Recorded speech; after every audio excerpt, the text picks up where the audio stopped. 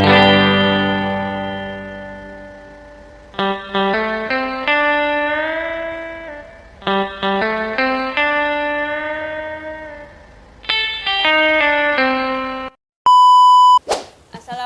warahmatullahi wabarakatuh.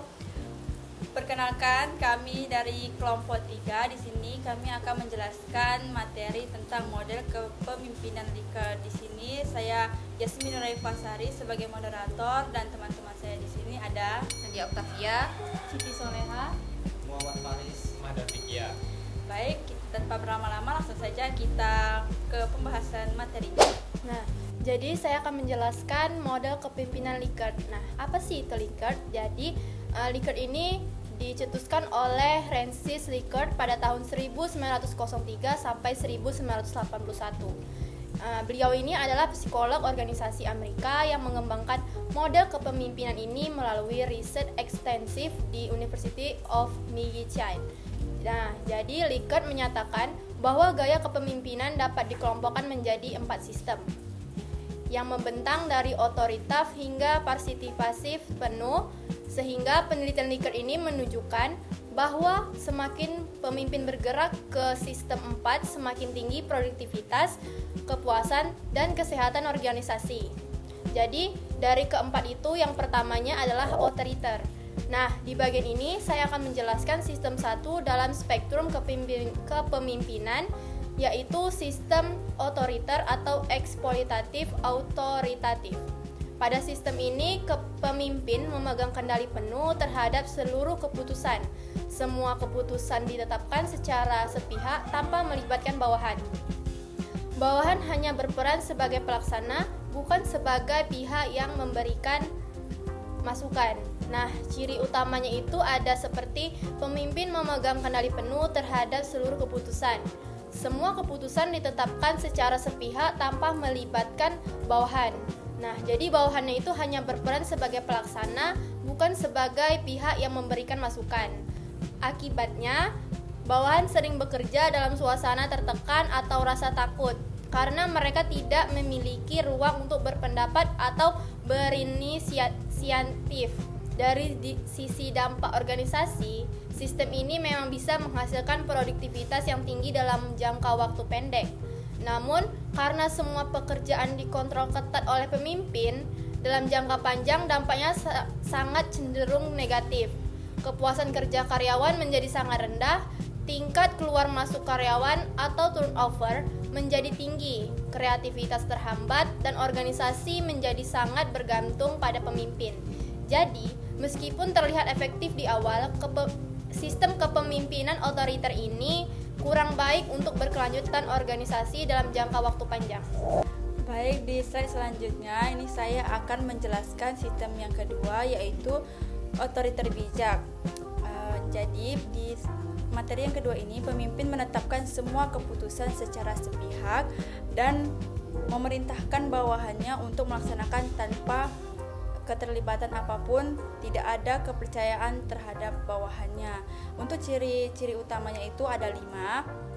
Yang pertama, ada sedikit kepercayaan kepada bawahannya. Artinya pemimpin itu mulai percaya, tapi masih kepercayaan itu masih terbatas. Biasanya hanya untuk tugas-tugas tertentu saja. Untuk yang ciri utama yang kedua, yaitu komunikasi sebagian besar satu arah. Jadi atasan itu masih lebih banyak memberi perintah, walaupun kadang bawahannya itu sudah boleh memberi respon. Terus ciri yang ketiga itu memotivasi dengan reward dan sedikit hukuman. Jadi tidak hanya menekankan seperti sistem yang pertama tadi, tapi juga memberi penghargaan supaya bawahannya itu lebih semangat untuk bekerja, untuk semangat dalam bertugas gitu. Terus yang ciri yang keempat, keputusan strategis tetap di tangan pemimpin. Terus ciri utama yang terakhir, yang kelima, yaitu bawahan bisa melaksanakan hal-hal rutin. Artinya untuk pekerjaan sehari-hari bawahan sudah diberi sedikit kebebasan. Terus untuk perbedaan dengan sistem yang pertama tadi itu, yang pertama lebih manusiawi dari sistem satu ini. Pemimpin tidak terlalu keras dan mulai mempertimbangkan kondisi bawahannya. Jadi nggak lebih bagus lah daripada yang sistem satu tadi. Terus yang kedua, perbedaannya ada penghargaan atau reward. Ini tidak ada di sistem satu tadi. Jadi bawahan merasa lebih dihargai begitu. Terus perbedaan yang ketiga, standar kerja yang di sistem kedua ini lebih fleksibel. Tidak sekaku sebelumnya, tidak kayak di sistem satu itu. Jadi ada sedikit kelonggaran dalam bekerja. Terus yang keempat itu ketaatan itu masih diutamakan, walaupun lebih baik tetap saja bawahannya itu harus patuh pada atasan mereka. Terus perbedaannya terakhir, masih sedikit partisipasi bawahannya. Jadi bawahannya itu belum banyak dilibatkan dalam pengambilan keputusan. Jadi intinya di sistem kedua ini lebih manusiawi, lebih bagus dibanding sistem yang satu sebelumnya. Baik, saya akan membahas sistem 3, yaitu sistem konsultatif. Nah, kalau kita tadi itu udah dengar nih, sistem 1 dan 2 itu masih sangat otoriter. Sekarang kita mulai masuk ke sistem yang lebih manusiawi. Nah, di sistem 3 ini pemimpin itu sudah nggak langsung perintah begitu aja, teman-teman. Nah, beliau ini mau duduk dulu, dengerin pendapat bawahan, baru setelah itu ambil keputusan. Jadi ada komunikasi dua arah yang beneran bermakna dan bukan cuma formalitas.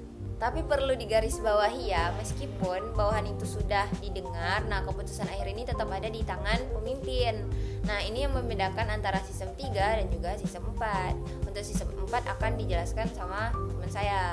Nah, sekarang kita lihat ciri-cirinya. Yang pertama itu komunikasi dua arah yang efektif.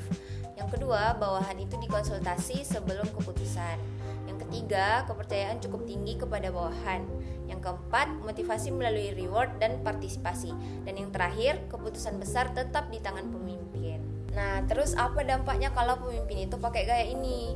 Nah, banyak banget ya positifnya. Kepuasan kerja karyawan itu naik signifikan karena mereka merasa dihargai dan didengar. Kemudian ide-ide segar dari bawahan itu mulai bisa muncul ke permukaan. Terus loyalitas karyawan pun meningkat karena orang yang merasa dilibatkan cenderung lebih setia. Dan kualitas keputusan jadi lebih baik karena dipertimbangkan dari berbagai sudut pandang. Dan terakhir, lingkungan kerja jadi jauh lebih sehat dan nyaman. Jadi intinya sistem 3 ini adalah titik balik nih. Disinilah kepemimpinan mulai bergeser dari saya yang pegang kendali menjadi kita putuskan bersama. Belum sempurna sih, tapi sudah jauh lebih baik. Baik, pada bagian ini saya akan menjelaskan tentang sistem keempat dalam spektrum kepemimpinan, yaitu kepemimpinan partisipatif atau participative group. Sistem ini bisa dibilang sebagai tingkat kepemimpinan yang paling ideal dibanding sistem sebelum-sebelumnya, karena menekankan pada keterlibatan aktif seluruh anggota tim. Penjelasan ini, pemimpin sudah memiliki tingkat kepercayaan yang tinggi kepada bawahannya, bahwa tidak hanya dianggap sebagai pelaksana, tapi juga sebagai pihak yang punya kontribusi penting dalam menentukan arah keputusan. Pengambilan keputusan ini dilakukan secara bersama-sama melalui diskusi atau musyawarah. Dengan begitu, keputusan yang dihasilkan biasanya lebih matang karena mempertimbangkan berbagai sudut pandang. Selain itu, komunikasi dalam sistem ini bersifat multi arah, yaitu tidak hanya dari atas ke bawah, tetapi juga dari bawah ke atas, bahkan antara sesama rekan kerja. Hal ini membuat suasana kerja menjadi lebih terbuka dan kolaboratif. Beberapa ciri utama dari kepemimpinan partisipatif ini antara lain adanya kepercayaan penuh dari pemimpin kepada bawahan, sehingga bawahan merasa dihargai. Keputusannya diambil secara kelompok, bukan sepihak. Komunikasi berjalan terbuka dan dua arah bahkan lebih. Motivasi diberikan melalui penghargaan dan pengakuan dan juga keterlibatan langsung. Selanjutnya, bawahan dipandang sebagai mitra strategis yang ikut berkontribusi dalam mencapai tujuan organisasi. Dengan menerapkan sistem ini, organisasi biasanya akan memperoleh beberapa hasil yang positif, di antaranya produktivitas dan kualitas kerja meningkat karena semua anggota merasa bertanggung jawab pada tujuan organisasi. Tingkat kepuasan kerja tinggi karena karyawan merasa didengar dan dihargai. Selanjutnya ada inovasi dan kreativitas berkembang karena adanya kebebasan berpendapat. Tingkat absensi dan turnover cenderung rendah karena lingkungan kerja yang nyaman. Yang terakhir, organisasi menjadi lebih sehat, fleksibel, dan mampu beradaptasi dengan perubahan. Namun, perlu diperhatikan bahwa sistem ini juga membutuhkan kesiapan baik dari pemimpin maupun anggota tim. Jika tidak dikelola dengan baik, proses pengambilan keputusan bisa menjadi lebih lama. Meskipun begitu, secara keseluruhan, kepemimpinan partisipatif merupakan salah satu gaya kepemimpinan yang paling efektif dalam menciptakan tim yang solid, inovatif, dan memiliki rasa tanggung jawab bersama terhadap organisasi. Baik, selanjutnya saya akan menjelaskan perbandingan keempat sistem Likert. Sistem pertama yaitu otoriter. Pemimpin tidak memiliki kepercayaan pada bawahan. Komunikasi bersifat satu arah dari atas ke bawah. Motivasi didasarkan pada rasa takut atau ancaman, dan semua keputusan diambil 100% oleh pemimpinnya. Hasilnya, kepuasan kerja sangat rendah. Pada sistem 2, otoriter bijak, kepercayaan mulai ada meski sedikit. Motivasi menggunakan sistem hadiah, reward, dan hukuman. Keputusan tetap didominasi pimpinan dan kepuasan kerja masih tergolong rendah. Pada sistem ketiga, konsultatif, pemimpin memiliki kepercayaan yang cukup besar. Komunikasi sudah dua arah. Sebelum membuat keputusan, pimpinan akan berkonsultasi dulu dengan bawahan, sehingga kepuasan kerja meningkat menjadi tinggi. Pada sistem terakhir, yaitu sistem keempat, partisipatif, ini adalah tingkat tertinggi di mana kepercayaan diberikan penuh, komunikasi bersifat multi arah, dan keputusan diambil bersama dan dalam kelompok. Hal ini menciptakan kepuasan kerja yang sangat tinggi. Oke, selanjutnya saya akan menjelaskan contoh penerapan dalam kehidupan nyata. Pada sistem pertama, otoritas, contohnya pabrik militer, digunakan pada industri pertahanan yang butuh disiplin ketat. Prajurit harus melaksanakan perintah tanpa bertanya demi keselamatan operasional. Sistem kedua, otoriter bijak. Contohnya perbankan tradisional.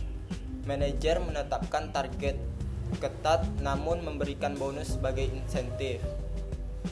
Masih ada sedikit ruang diskusi di level operasional. 3. Konsultatif. Contohnya rumah sakit. Sebelum menetapkan protokol penanganan pasien, kepala dokter akan berkonsultasi dengan tim medis. Masukan dari staf sangat dihargai. Pada sistem keempat, partisipatif, contohnya perusahaan teknologi seperti Google atau Tokopedia. Tim bekerja kolaboratif di mana ide dari level junior pun didengar untuk menentukan arah produk. Oke, saya lanjut pada kesimpulan. Model Likert menawarkan kerangka kontinum kepemimpinan dari otoriter ke partisipatif, bukan pilihan biner. Sistem 4 partisipatif terbukti menghasilkan produktivitas dan kepuasan tertinggi dalam penelitian Likert. Transisi antara sistem harus dilakukan bertahap dan disesuaikan dengan konteks organisasi. Dan tidak ada satu sistem terbaik. Situasi darurat atau kritis bisa membutuhkan pendekatan yang direktif. Sekian pemaparan materi dari kelompok 3. Terima kasih sudah menyaksikan. Wassalamualaikum warahmatullahi wabarakatuh. Sampai jumpa. Selamat